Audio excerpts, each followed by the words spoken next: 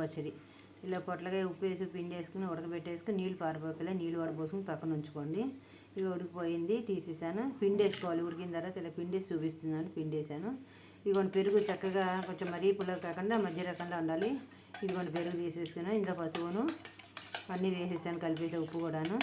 ఇదిగోండి దాంట్లోకి ఇది వేసేసుకోవాలి. ఇప్పుడు వేడిగా ఉంటుంది కానీ పోపు ఎక్కువ ఇది వేసేసుకోవాలి. ముందు ఉడికించిన పొట్లకాయ ఇది వేసేసుకోండి. వేసేసుకొని ఇదే ముందు కలిపేసుకోండి. తర్వాత కొంచెం కొత్తిమీర వేసుకోండి, బాగుంటుంది. పచ్చిమిరపకాయలు కాస్త ఈ కొత్తిమీర కలిపింది కూడా, ఇది కూడా నూరింది కూడా వేసుకోండి, కొద్దిగా బాగుంటుంది. ఆ తర్వాత పోపు వేసేసుకోండి. పోపులో ఏంటంటే ఆవాలు, జీలకర్ర, ఇంగువ, మిరపకాయలు, కరివేపాకు, పచ్చిమిరపకాయలు ఇవి వేసేయండి, ఎండుమిరపకాయలు.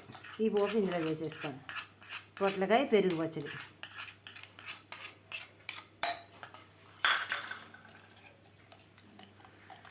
కొంచెం పలుచగా కావాలంటే కొంచెం పెరుగు వేసుకోండి, గిలకొట్టి చిక్కగా.